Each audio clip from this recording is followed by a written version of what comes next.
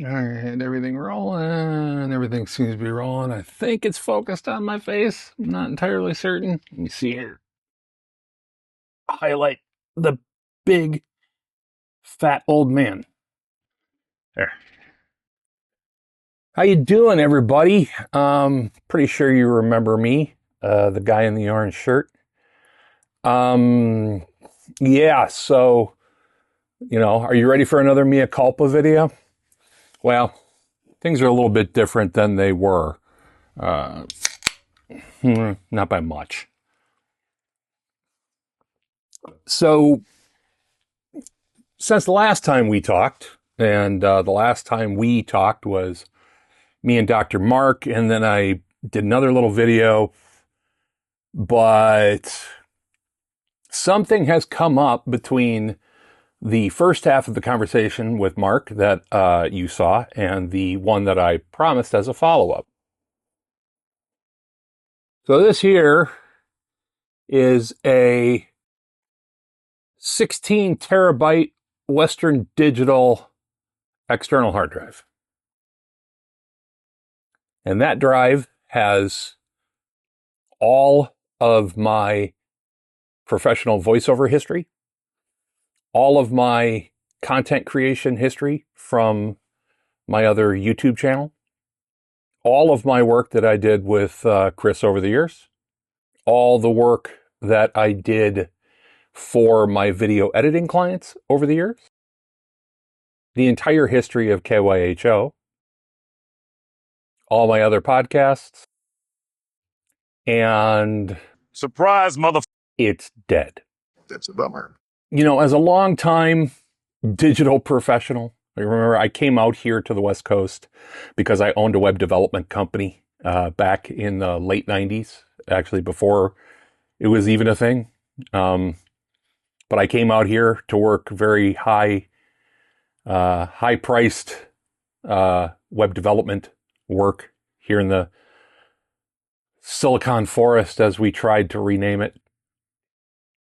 And I always admonished people, back things up, all my clients, back things up. I even went in and I installed systems to back things up. I have no backup.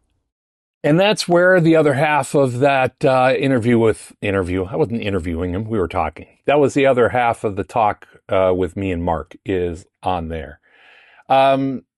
Look, I've been inside hard drives before, not like level 100 clean room work, but I've taken them apart and I know the ins and outs of data recovery, and I know that this is way beyond my pay scale. Will I ever get it back? Sad truth is, these kinds of data recovery situations, it'll probably run me $2,000, maybe $2,500, somewhere in there. Because, for every bit and byte of data on that drive, there is a financial number that's attached with it. Anyways, so that's kind of completely screwed me up here for the past 6 weeks, trying various means to recover that data and not. And the real thing that chaps my butt about it is this happened because I had run this drive for about 3 days straight, downloading a massive online backup. So I wasn't entirely accurate when I said that I didn't have a backup. I do. It's now on that drive. But anyways, look, we're kind of figuring out where and what we want to do with this. Ty and I have talked a bunch, and I think that probably the next thing that you'll see is probably a sit down with me and Ty. But, all four of us are still kicking along even though the world is kicking back. I don't know if you guys noticed, but since we last talked, I would say a war broke out. It didn't break out. That sounded spontaneous. But we are now bombing the living hell out of Iran. I'm not going to go there as far as the shoulds or shouldn'ts. And then, of course, something that I would normally be really excited about happened as well. And that is, we went back to the moon. And that exploration of space, the moon, that holds a special significance for me. I was born in 1968. I do not remember the moon landing. I remember Apollo 17. I remember the last time we set foot on the moon. I was strolling on the moon one day in a merry month of December. Now, May, that's right. May is the year of the month. It's one of my very earliest memories. And I also remember, Apollo Soyuz. Contact. Capture. We also have capture. Everything is excellent. Just a moment. Come in here and shake hands. Copied, Alexei Sr. holding hands, and we see it too. And somewhere, actually, I think out here in the storage up there of my shop space, I've got a cassette tape with a hand-drawn J card. And it was me recording the ABC News coverage of the first test flight of the space shuttle. 5, 4, we've gone for main engine start.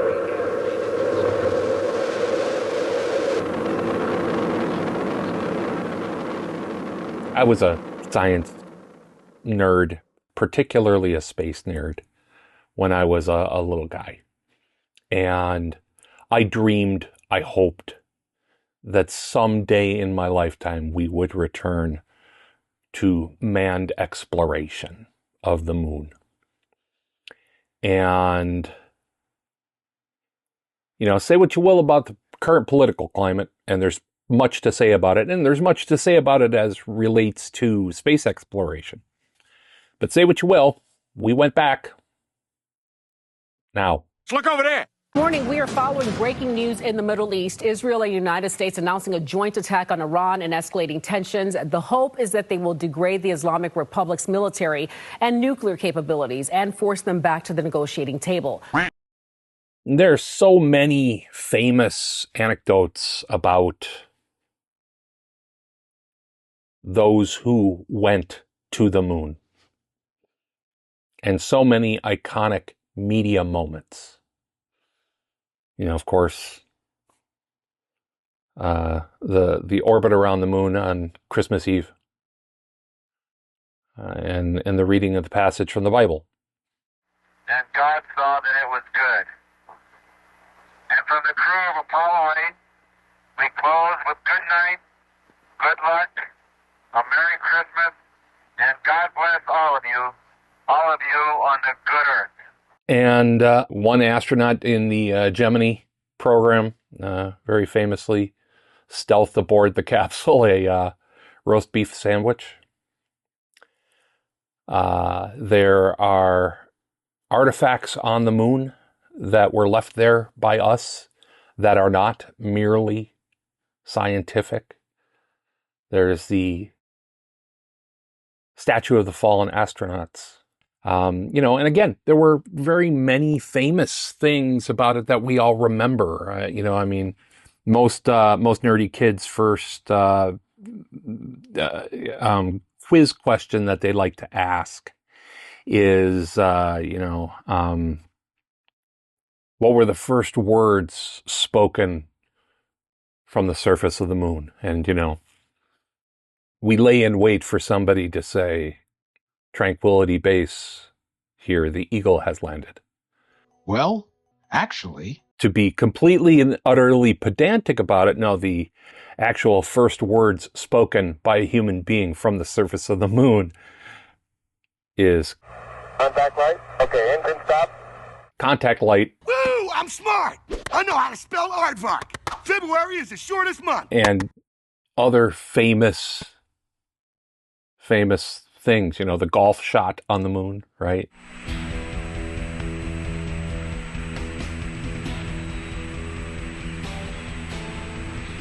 Miles and miles and miles. And there are a lot of things that people don't realize about the moon. I don't even know where I'm recording this to. Hey, everybody, it's Editor Andy here. As I'm going through my material and editing this video for you, I realized that there were a couple things that in my freestyle out in my shop I neglected to mention. And here is an insert for one of them. So I'm talking about, some of the things that we know happened on the moon, and there are a bunch of things that we didn't know happened on the moon. As I said famously back in Gemini 3, Bob Young stealth aboard a roast beef or corned beef, I believe, sandwich in his flight suit. He was a little bit bothered by the quality of food that they were being asked to consume in space.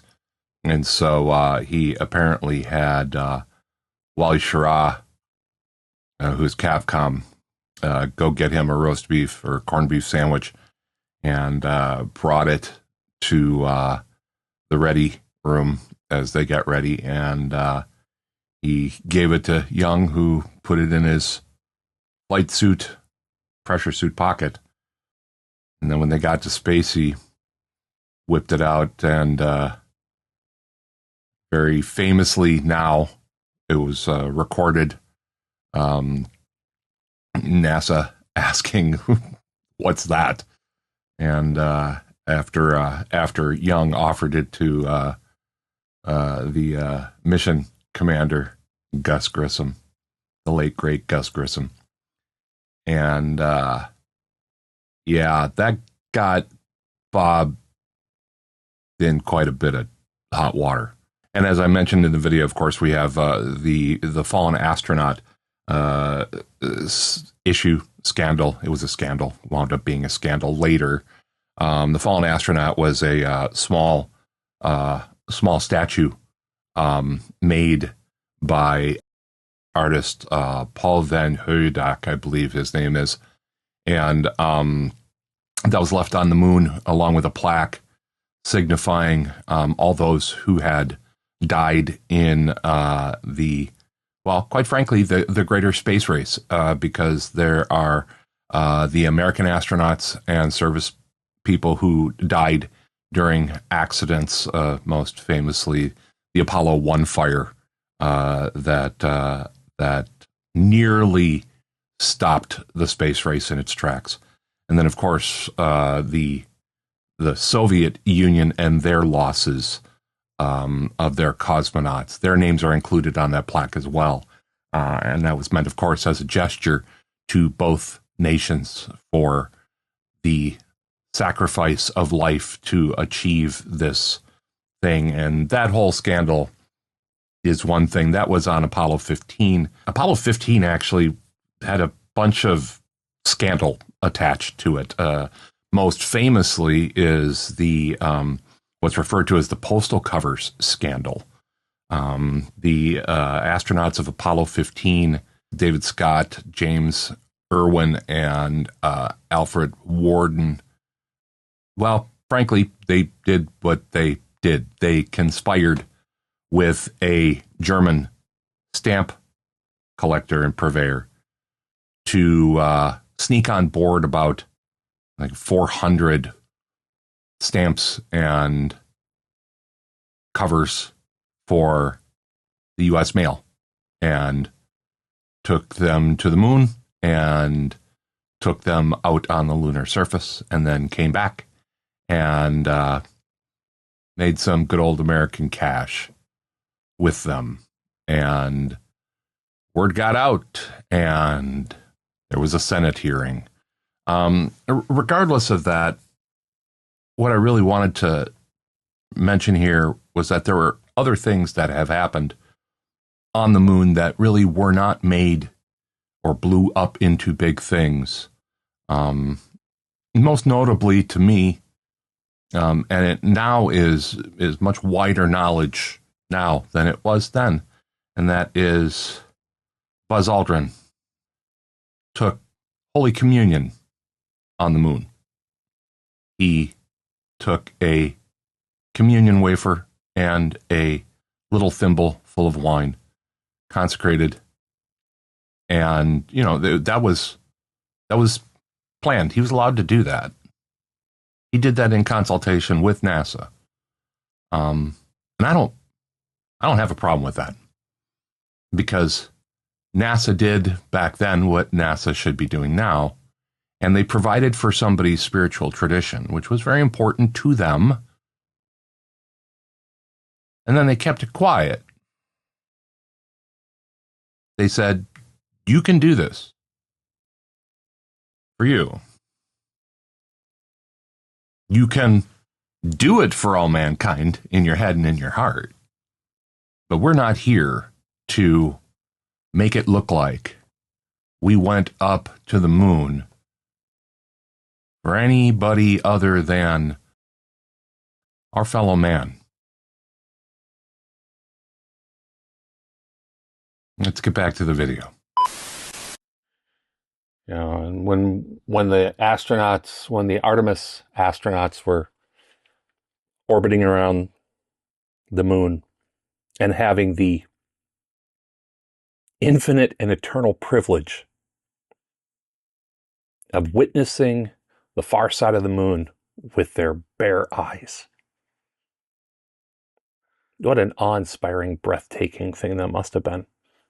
And of course, one of our astronauts named a crater after their late wife, who passed from cancer, I believe, before she was able to see him fly. The Artemis foursome choked up at one point. Commander Reed Wiseman's wife, Carol, a mother of two, died of cancer in 2020.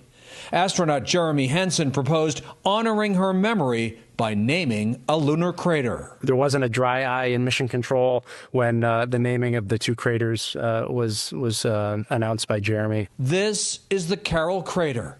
It shines a little brighter now. And of course, that is very sad. And right and fitting that he should have named the crater after her. And of course, when you're talking about being up in space, out in the cosmos,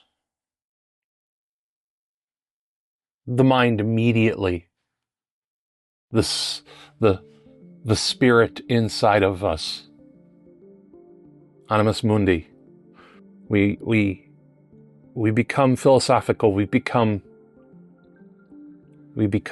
spiritual, whether or not you believe in a higher power.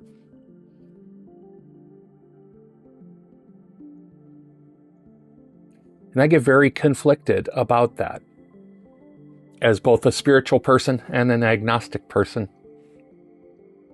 with a different religious tradition that I observe, and a different view on spirituality and the idea of a higher power. But even crusty, pessimistic, grumpy old me looks out at the stars that I can't see anymore because of light pollution and Elon pollution and fading eyes. But look out into space and think about the incalculable distances. Incalculable by the human mind. I fault no one for being spiritual when thinking about space and space exploration and our place in the cosmos. And when those astronauts, 3 men, 1 woman, a person of color, and someone even more significant in their minority status, of course, a Canadian. Oh, Canada, our home and native land. True patriot love. Love you guys up there. I don't fault any of them for being spiritual. Good Lord. See, it's built into our language. It's baked in. Or is it? I don't fault anybody for being spiritual. I don't fault anybody for wanting to celebrate their spiritual tradition. Those four human beings went as representatives of an entire race of people. Okay? We keep on saying that over and over, right?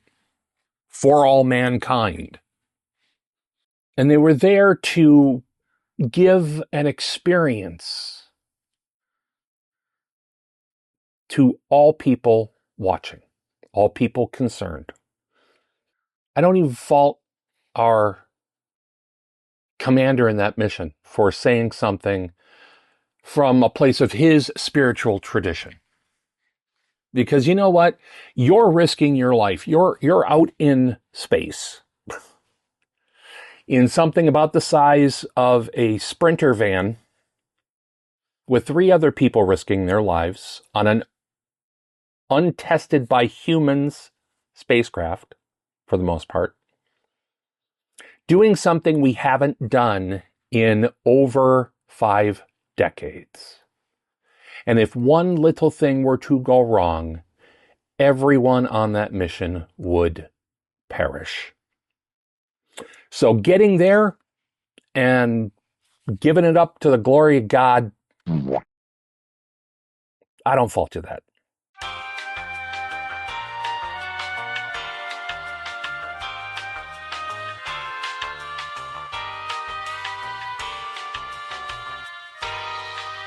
But again, they kind of get a pass because 230, 40,000 miles away from home in a vehicle where the very first problem they had was the toilet, you give them a pass. There was a moment, though, during coverage of believe it was the comms officer, either the FCO, flight control officer, the person on the mic at mission control. She was very calm and reassuring voice for many people, I'm sure, not least of which were those 4 astronauts. And of course, now we have that wonderful iconic image that the crew took of from the far side of the moon, coming around the bend. And once communications had been reestablished, and forgive me if I'm getting the order of operations wrong, but the gist is there. But as soon as that blackout was over and we were back in communication with the Integrity space capsule, she did her little spiel of technobabble. Again, we'll be out of communication for about 40 minutes. And closed with... And this really beautiful view of a crescent moon and a crescent earth. How great thou art. How great thou art.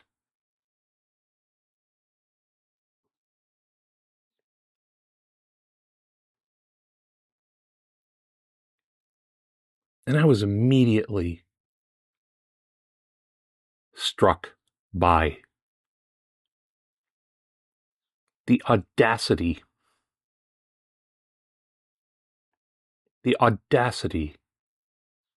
of that statement. Who art? Which art? Is it the art of your white male God sitting up on a throne in the clouds?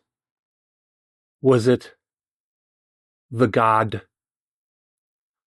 of the people we're currently bombing into rubble?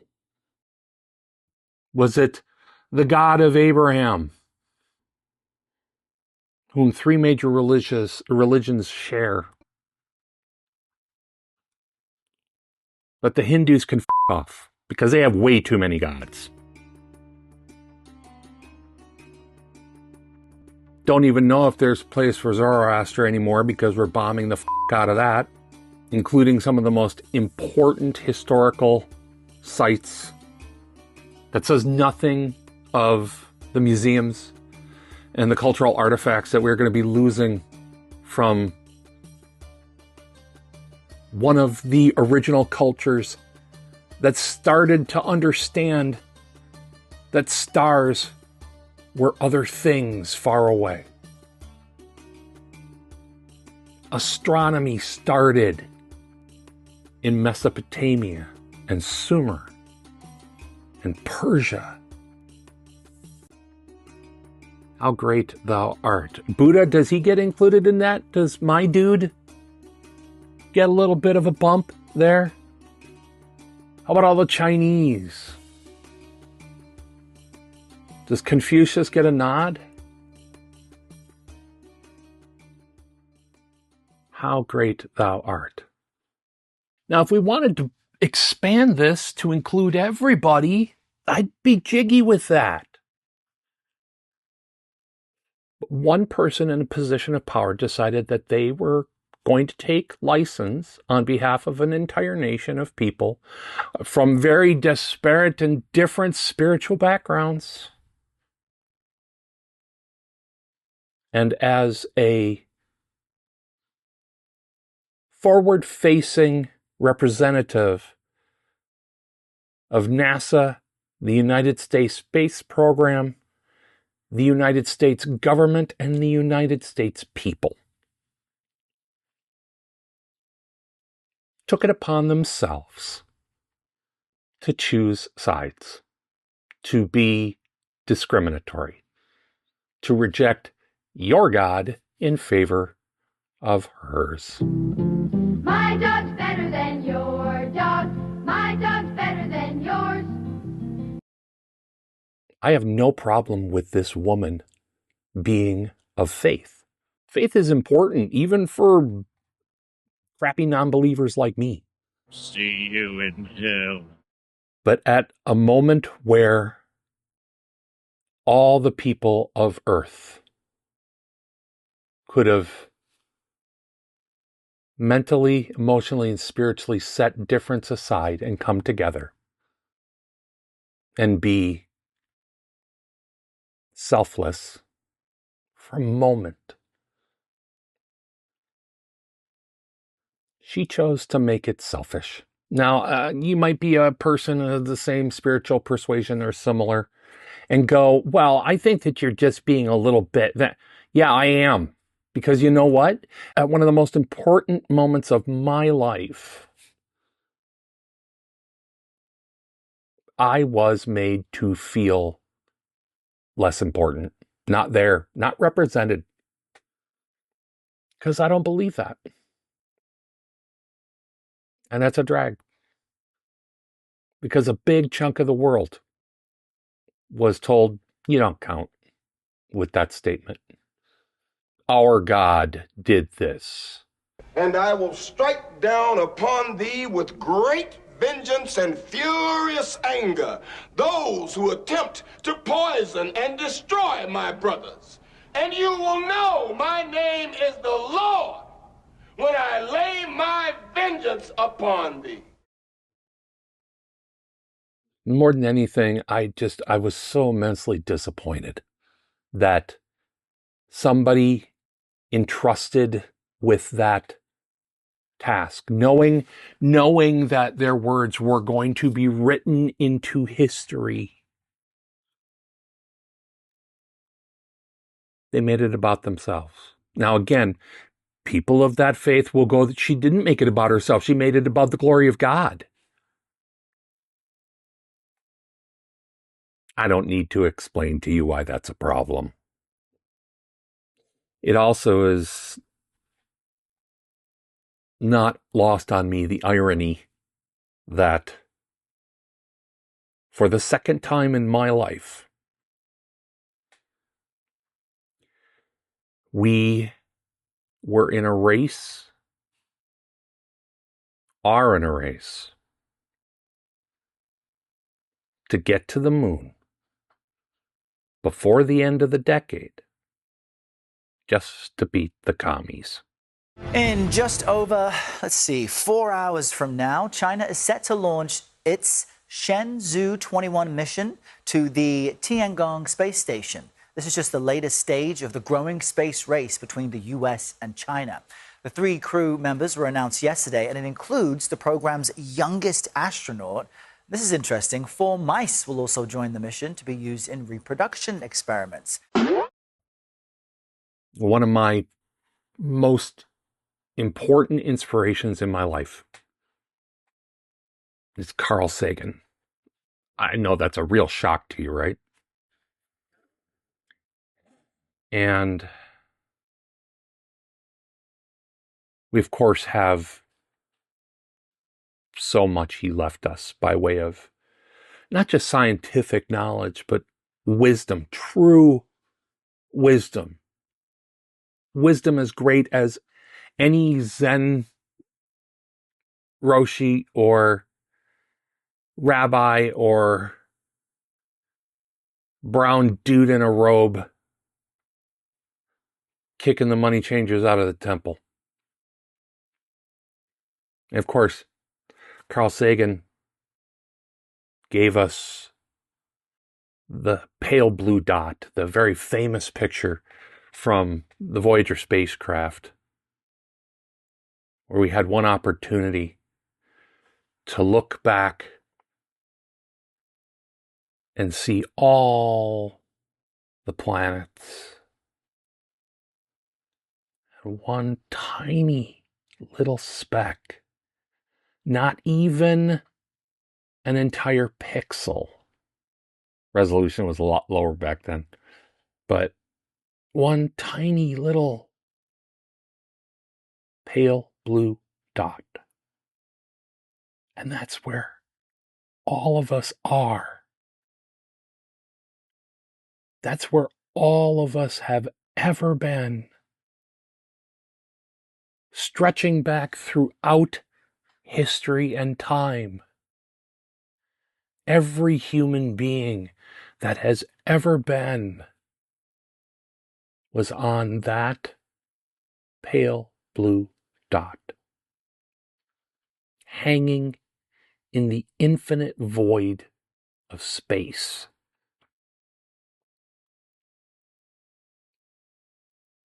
Anyone would become philosophical looking at that. If you don't, I think there's something wrong with you. But all the hopes and dreams and loves and loss and pain and joy, ecstasy and agony ever experienced by conscious minds. Empires rising, falling, turning to dust.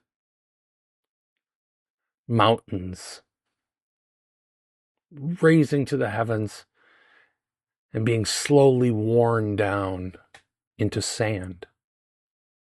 It all happened there. And I would not have blamed Carl Sagan for saying something very spiritual there. But really, all he said was, on that blue dot, that's where everyone you know and everyone you ever heard of and every human being who ever lived out their lives. It's a very small stage in a great cosmic arena. Just speaking for myself, I think this perspective underscores our responsibility to preserve and cherish that blue dot, the only home we have. that dot, that pale blue dot, that's us. That's home.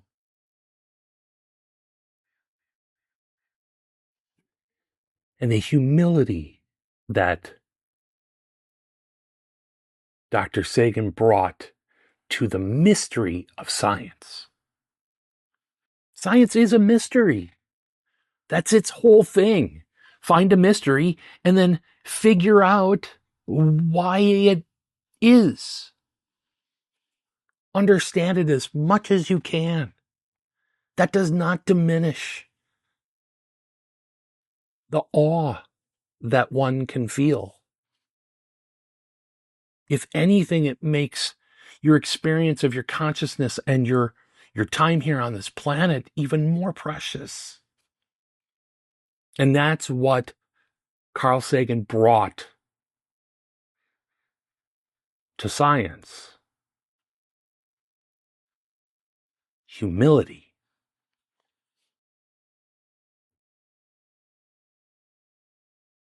How great thou art. Art thou? Sagan also very famously said, we are made of star stuff. It's a beautiful thing to say. And it warms my crusty old aortas every time I hear it to this day.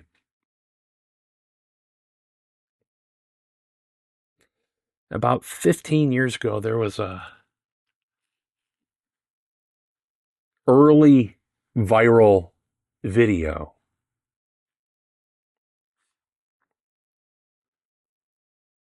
And it was called Science Saved My Soul. And it was and is a very important, in my mind, piece of culture. And it touches upon, it brings a bunch of threads of culture together. Again, it was a very early viral video. And it ties in progressive thinking and science education and where we fit in the grand scheme of things. And the video very famously ends with, stars must die so that I can live. I stepped out of a supernova.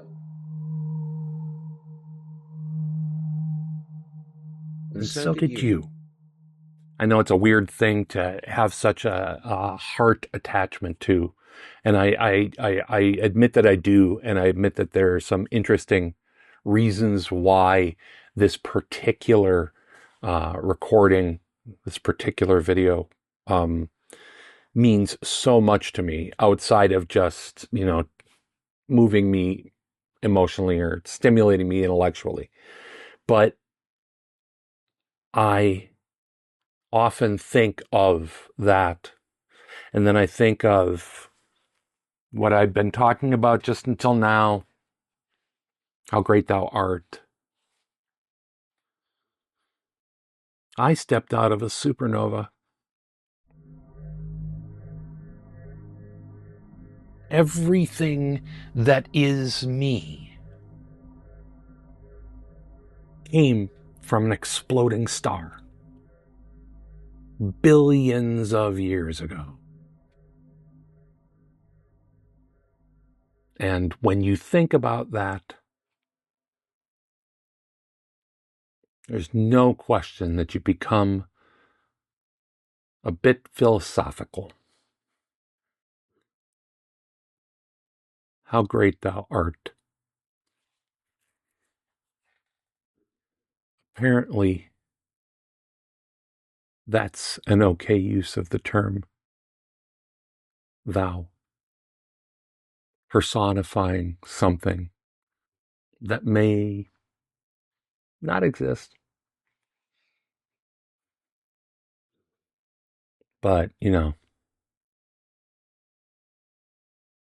She was there representing all mankind, right?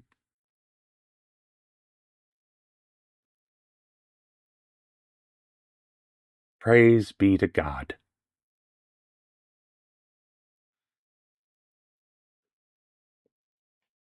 Which one?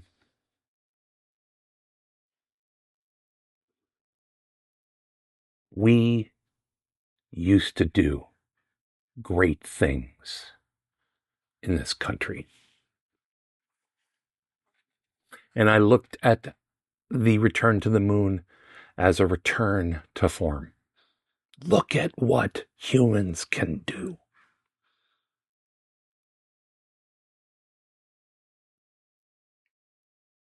Absolutely amazing. 4 humans saw the far side of the moon with their own eyes. The furthest distance ever traveled by humans.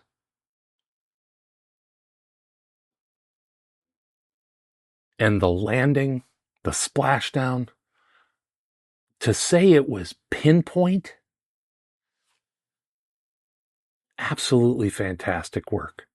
Every single human being who contributed to that endeavor should be proud. And as a nation, we should be proud.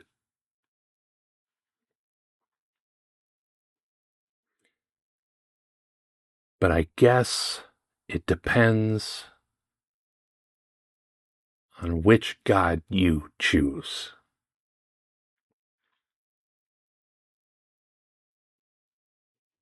She was there representing all mankind. And yet somehow I feel excluded.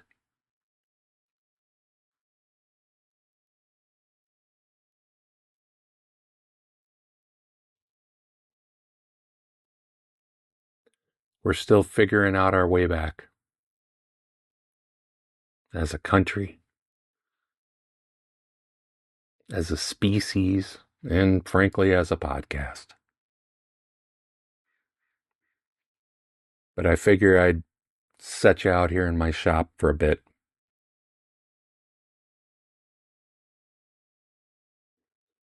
And all I still gotta say, keep your hat on, everybody. We may end up 248,000 miles from here. Take care. Ciao, Bella. NBBN. The Narrowband Broadcast Network. The focus is on you.